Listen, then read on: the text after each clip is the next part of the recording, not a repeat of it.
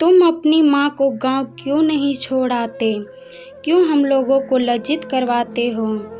बिमल बहुत परेशान था। उसे समझ में नहीं आ रहा था कि वो इस परिस्थिति से कैसे निपटे। वो अपनी माँ को बहुत चाहता था, किंतु उसकी पत्नी और बच्चे उसकी माँ से बहुत दूर भागते थे, क्योंकि उसकी माँ की एक आँख नहीं थी, साथ ही उसकी कमर भी 90 अंश तक झुकी थी। वैसे वो अपना काम सब खुद कर लेती है, किंतु फिर भी वो उसकी पत्नी और बच्चों के लिए हमेशा खटकती है। दादी, आप ऊपर के कमरे में जाओ, मेरे दोस्त आ रहे हैं, बिमल के बेटे अखिल ने बड़े बेरुखी से कहा। पर बेटा, मैं तो यहाँ बहुत दूर बैठी हूँ, बिमल की माँ ने बहुत प्यार से कहा। नहीं, आप उसके सामने मत रहो, वो मुझे चिढ़ाते हैं, अखिल ने जोर से डांटते हुए कहा। क्या हुआ अखिल, क्यों चिल्ला रहे हो? बिमल की पत्नी कामनी ने किचन से ही आवाज़ लगाई।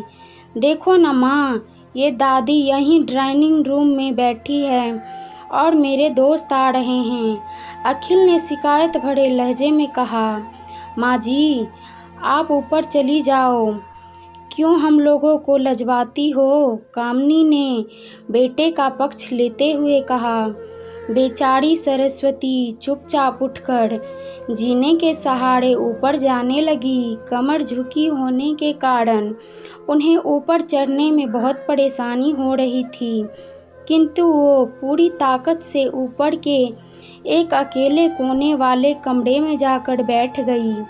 बिमल बाजू के कमरे से सब सुन रहा था। उसे कष्ट हो रहा था कि उसकी माँ को अपमानित होना पड़ रहा है, किंतु वो असहाय था। अगर वह कुछ कहता तो पत्नी और बच्चे उसका विरोध करने लगते। दूसरे उनके तर्क भी सही लगते हैं, चूँकि वो एक प्रशासनिक अधिकारी था। उसका सामाजिक स्तर बहुत ऊंचा था। उसकी ससुराल भी एक ऊंचे घराने में थी, अतः वह चुपचाप इस तरह हर दिन अपनी माँ को अपमानित होते देखता रहता था। रात को बिमल की पत्नी ने कहा, देखो जी, आप कुछ करो। कल कलेक्टर साहब की पत्नी आई थी, माँ जी अपनी देसी धुन धाड़ा में उनसे मिली, मुझे बहुत शर्म आ रही थी, बताते हुए कि ये मेरी सास है। मैंने कह दिया कि दूर की रिश्तेदार है, इलाज कराने आई है। बिमल को रोना आ गया, किंतु फिर भी वह चुप रहा। उसे समझ में नहीं आ रहा था कि वो क्या करे। अपने बेटे की मन स्थिति को सरस्वती अच्छी तरह से जानती थी और बेटे को कोई कष्ट न हो, इसीलिए वो हर बात को चुपचाप सह लेती थी। बिमल बहुत उदास रहने लगा। एक तरफ परिवार और सामाजिक स्तर पर जीने की प्रतिबद्धता थी, जो दूसरी ओर माँ। आखिर माँ से अपने बेटे की यह हालत नहीं देखी गई। एक दिन उसने अपने बेटे से कहा, बिमल, बहुत दिन हो गए, मैं अपने गांव जाना चाहती हूँ, मुझे वहाँ पहुँचा दो, मेरा यहाँ मन नहीं लग रहा। किंतु माँ, वहाँ तो कोई नहीं है, तुम्हारी देखभाल कौन करेगा? बिमल ने आश्चर्य से पूछा। अरे, सब गांव वाले तो हैं, और वो तुम्हारे मामा जी तो उसी गांव में रहते हैं, और फिर हम सारी व्यवस्थाएं कर आएंगे न। कामनी को तो जैसे मन की मुराद मिल गई हो। हाँ बेटा, बहुत सही कह रही है, सरस्वती ने लंबी सांस लेते हुए कहा। बिमल जानता था कि गांव में माँ की देखभाल करने वाला कोई नहीं है, लेकिन अपनी पत्नी की जिद के कारण वह अपनी माँ को गांव छोड़ने पर विवश हो गया। माँ को गांव छोड़कर आते वक्त उसे रोना आ रहा था तथा अपनी बेबसी पर गुस्सा भी आ रहा था, किंतु परिवार और पत्नी समाज के उसके इन मनोभावों को दबा दिया और वो सुकून सा महसूस करने लगा। कुछ दिनों के बाद उसके चाचा, जो अमेरिका में रहते थे, आने वाले थे। जब बिमल बहुत छोटा था उसने पिता जीवित थे तब वो भारत आए थे और उसके बाद वो अब भारत आने वाले थे। पूरा परिवार और आस पड़ोस बहुत उत्साहित था। अमेरिका से विमल के डॉक्टर चाचा आ रहे थे। डॉक्टर रमेश ने जैसे ही घर में कदम रखा, सबने मिलकर बहुत उत्साह से उसका स्वागत किया। क्यों विमल, भाभी नहीं दिख रही है, कहाँ हैं? डॉक्टर रमेश ने उत्साहपूर्वक कहा। जी वो गांव में रहती है, यहाँ उसका मन नहीं लगा, कामनी ने सपाट लहजे में उत्तर दिया। डॉक्टर रमेश ने विमल की ओर देखा तो विमल ने अपनी आंखें झुका ली। डॉक्टर रमेश समझ गए, बोले, कल हम भाभी से मिलने गांव चलेंगे।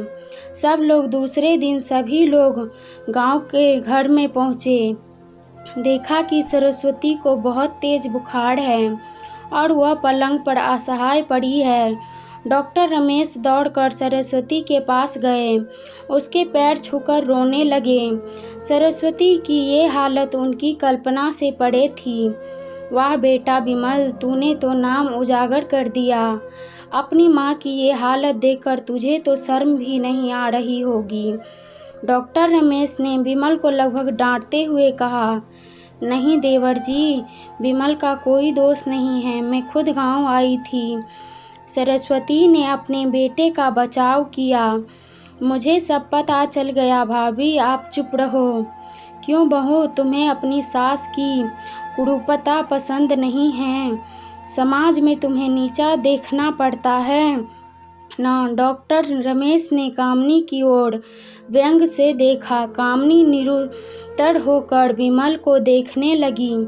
आज तुम जिस सामाजिक स्तर पर हो वो इन्हीं की संघर्षों की देन है। और बेटा विमल, तुम्हें शायद मालूम न हो कि बचपन में जब तुम 1 साल के थे तब छत से नीचे गिरने के कारण तुम्हारी एक आंख फूट गई थी और तुम्हारी रीढ़ की हड्डी में समस्या थी। तब तुम्हारी इस कुरूप माँ ने अपनी एक आंख और अपना बोन मेरो तुम्हें देकर इतना सुंदर स्वरूप दिया था।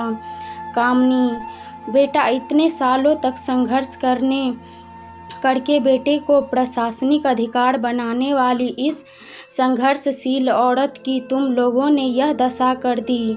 तुम्हें ईश्वर कभी माफ़ नहीं करेगा। डॉक्टर रमेश की आंखों से अश्रु जलधारा बह रही थी। अब भाभी, आप मेरे साथ अमेरिका जाएंगी, यहाँ इन स्वार्थी लोगों के बीच नहीं रहेंगी। डॉक्टर रमेश ने सरस्वती से कहा। विमल को तो कांटों तो खून नहीं था। डॉक्टर रमेश ने उसके चाचा थे, उन्होंने जो राज बताया उसके बाद तो विमल को यही लग रहा था कि उससे ज़्यादा पापी इंसान इस दुनिया में कोई और है ही नहीं। वह दौड़ता गया और माँ के सरस्वती के कदमों में लिपट गया। माँ, मेरा अपराध अक्षम्य है, मैं जानबूझकर चुप्पी साधे रहा, आपका अपमान करवाता रहा। अब सिर्फ आप ही है उस घर में, मेरे साथ रहेंगी और कोई नहीं। विमल ने आग्नेय दृष्टि से अपनी पत्नी और बच्चे को देखा। कामनी को भी बहुत पश्चाताप हो रहा था, किंतु उसकी हिम्मत नहीं हो रही थी कि वो सरस्वती से आंख मिलाए। सरस्वती ने कामनी की मन स्थिति को समझकर उसे पुचकारते हुए अपने पास बुलाया और विमल को डांटते हुए कहा, खबरदार, जो मेरी बहू को मुझसे अलग करने की कोशिश की तो तुझे भी घर से बाहर निकाल दूंगी। कामनी और बच्चे ने सरस्वती के पैर पकड़े हुए अपने व्यवहार पर माफ़ी मांगी और माँ के हृदय ने सबको माफ़ कर दिया। अगर आपको यह कहानी पसंद आई हो तो वीडियो को लाइक, चैनल को सब्सक्राइब ज़रूर करें। वीडियो को लास्ट तक देखने के लिए धन्यवाद।